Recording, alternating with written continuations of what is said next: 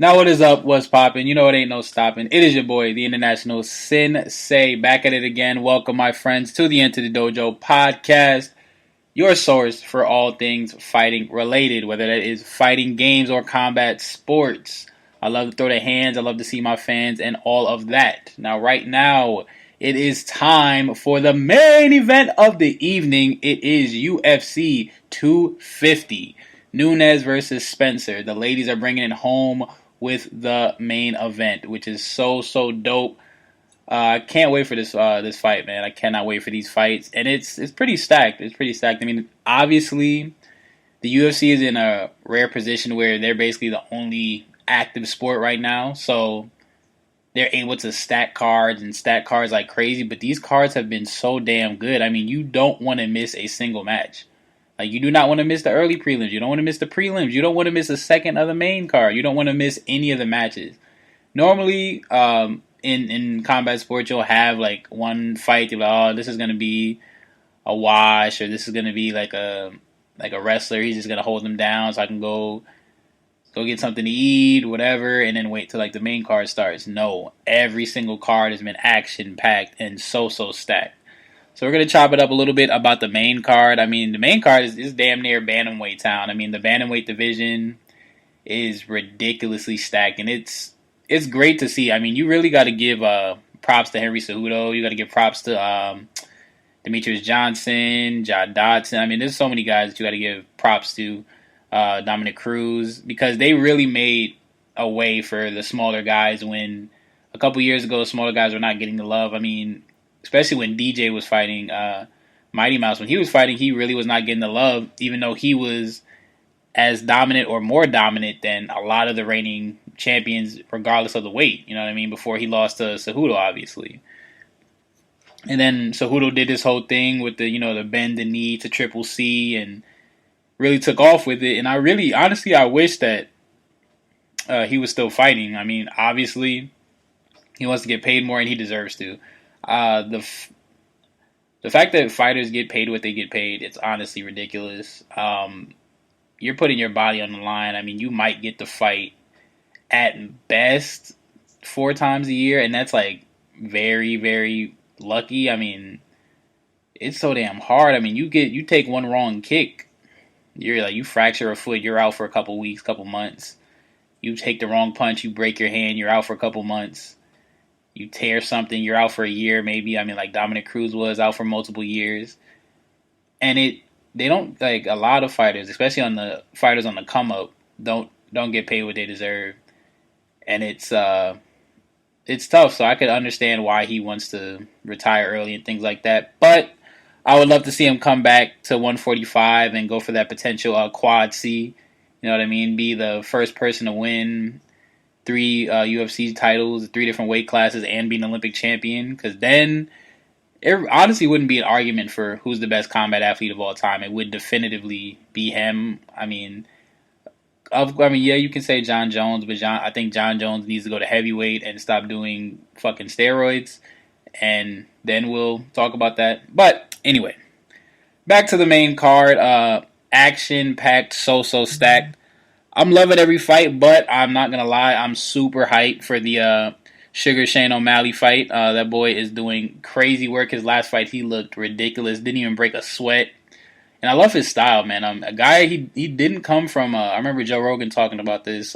His last fight, he doesn't come from a traditional karate background, taekwondo background. He just kind of learned these things as he went along throughout his career and implemented them in his game plan, which I think is dope. I think a lot of people, what happens with a lot of guys, like a lot of just fighters, they see how effective Muay Thai is and how effective boxing is, how effective wrestling is and stuff, and they automatically kind of dismiss other styles. They dismiss the taekwondo, they dismiss the karate styles, they can dismiss a lot of stuff. Now, Muay Thai is a great style, of course, it's one of the best ever, but you should sample as much as you can. I mean, that's why Anderson Silva was so great. That's why Israel Adesanya is so great. That's why George St. Pierre is so great. I mean, you can look at George St. Pierre's career and see that he's implemented so many different styles into his game plan. Yes, he does have that wrestling base, and he has that karate base, obviously, but he made sure that his legs were tough. That's a Muay Thai technique and things like that. Steven Thompson, same thing. I've seen him do videos where he's showing like leg conditioning and strengthening, which is a very Muay Thai-ish thing where you're always repeatedly kicking and kicking and kicking and building that toughness and building that hardness in your legs and stuff. But I just love that a young guy like this is implementing like karate and taekwondo into his repertoire, because there are guys that have been successful with it. And I just think there have been like events that have obviously changed the course of how people view styles and things, and it's been kind of detrimental more than it's been helpful in some ways, because people automatically assume if something didn't work for in this instance, it doesn't work at all. But if you have an open mind and you have an open philosophy about yourself, you're able to grasp onto these different styles and incorporate them into your game and become a complete fighter. Anyway, with that being said, I'm thinking that Sean O'Malley is going to take it over Eddie Wineland. I think it's probably, I don't think it's going to go to decision. I mean, the way that Sean fights, I think he will probably take him out maybe round 2. But I know it's not going to be a walk in the park for him, but it's definitely going to be the Sugar Show back on. So I'm hoping that he gets in the win column and just continues that trek toward the title, because I would love to see a guy with his type of style holding some gold. The next fight, Antonio Martin versus Neil Magny. I'm going to take Neil Magny on this one. The next fight is Aljamain Sterling back again with the bantamweights, man, versus Corey Sandhagen. Definitely think that Sterling's going to take this. I mean, ridiculously talented guy, very hungry, and I know that this is really going to be one of the deciding fights for who fights for the title next, because the title is right now vacant. Truthfully, you could honestly make the Sterling Sandhagen fight and the co-main event of Garbrandt versus Assunção, you could honestly make that the next title fight. Like, these two fights could be the decider for who fights for the title. But who knows? I don't know what's in the mind of Dana White, but that's just spitball idea being thrown out there. But I definitely think Aljamain Sterling is going to take it. I mean, he's a real strong guy, really good fighter. Love to see what he does, and yeah, man, I think it's going to be great. Now on to the co-main. Cody Garbrandt versus Rafael Assunção. I really want Cody Garbrandt to take it. I really do. But I think Rafael is going to take it. I think he's going to take it. But damn, it's going to be a war. But only reason why I really do want Cody to take it, just for the simple fact, I mean, he's on a 3-fight losing streak. He's was such an awesome champion. Like, took out Dominic Cruz, had such a great rise, and then a really bad fall, like losing to TJ Dillashaw twice, and losing his next fight after that on a 3-fight skid, which is tough to bounce back from. It could either, like, this next one could either be like his chance to reach new heights or his opportunity to go to an all-time low. You know what I mean? So I do hope that Cody Garbrandt wins the fight, but who do I think will win? I think it'll be Rafael Assunção. Both of these guys are going to be throwing bombs. Both of these guys are going to be going for the kill. It's going to be nothing but fireworks. It will probably like make it 2 rounds. I don't think it's going to make it all 3. I don't think it's going to go to decision the way these guys fight. But again, it's a possibility. But it should be a damn good fight. I mean, this entire card is going to be freaking ridiculous. And on to the main event of the evening, we got Nunes versus Spencer. And I'm not going to sugarcoat it. I think that the Lioness, aka the GOAT, aka double champ, whatever you want to call her, man, she's an all-time great already, and she took kind of what Ronda did and ratcheted it up to like the highest of heights. Now Ronda, she laid the foundation for pretty much every woman fighter, and every woman fighter should give her respect and her just due, because she did change the game a lot. But then Amanda just took it to brand new levels. I mean, had a couple losses, of course, here or there, a stumble or two, but then bounced back and just reinvented herself, and has been on like one of the craziest runs. I mean, she's beaten Shevchenko. She destroyed Ronda. She head kicked Holly Holm, took a page out of Holly Holm's book, man. I mean, knocked out Cyborg in like, I think, what, 40 seconds or something like that.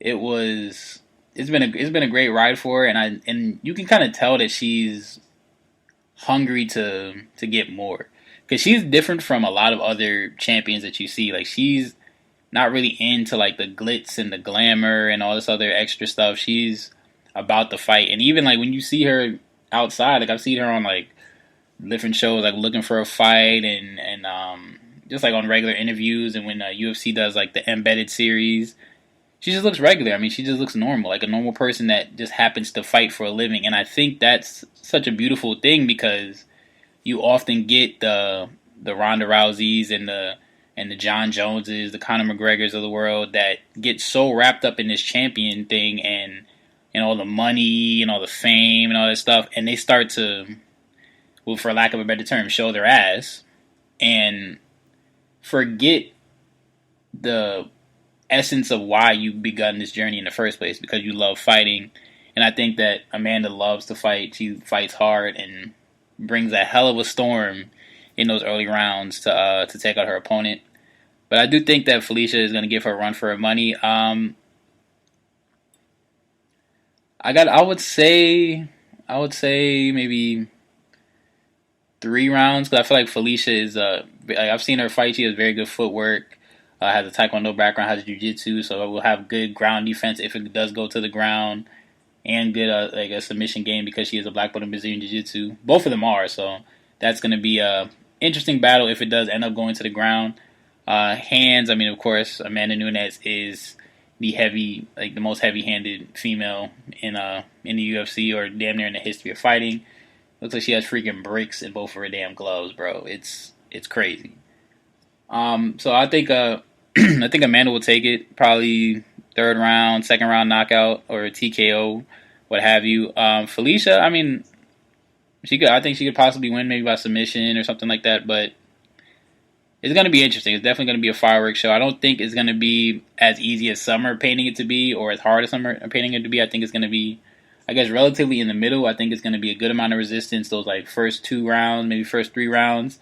But then I do think that the double champ, Amanda Nunes, will come out victorious and retain her title, which begs the question, though, after she's done with Spencer, like, what's next? I mean, like, I would love to see her maybe fight Shevchenko again. That would be a great fight to see. Even though I know that they're talking about Wei Li moving up to fight Shevchenko, so it should be interesting. I don't know, but it's been a great ride watching Amanda Nunes, like, from the beginning of her career to coming out beating Miesha Tate, who was another veteran of the game, then beating Ronda Rousey, then going in and taking Chris Cyborg out, beating Holly Holm. I mean, she just has a who's who of names that she has claimed on her rise to the top. Oh, Shevchenko, again, she beat her as well. So who knows what's after this? Maybe she'll try to go down in weight. Maybe she'll just defend the other belt. But I'm so happy that she's able to express herself in the way that she has been, and representing for the female fighters, because many years ago, I mean, women weren't even in the UFC, and now they're at the forefront of MMA. You're seeing tons of great fights. I mean, Michelle Waterson, you're seeing Angie Overkill Hill. So many amazing names that have become staples of MMA, not just because they're an attractive female, but because they got some damn good hands. And you really got to give respect where it is due. So I'm definitely going to say, going back over my list for the main event, I'm taking O'Malley, Magny, Sterling, Asunzao, and Nunes. So those are my lists. Well, hopefully I can get it perfect this time. Last time, I think I got like 1 or 2 off. I know I got the Willie one wrong. I forgot the other 2 that I got wrong. But we shall see. Anyways, with that being said, thank you so much for listening to the Enter the Dojo podcast, your source for all things fighting related. Follow me on Twitter at Sensei_Global21, the gram at International_Sensei, Stitcher, Spreaker, SoundCloud, iTunes, and YouTube, the Enter the Dojo podcast. And with that being said, thank you once again, and we must now exit the dojo. Us.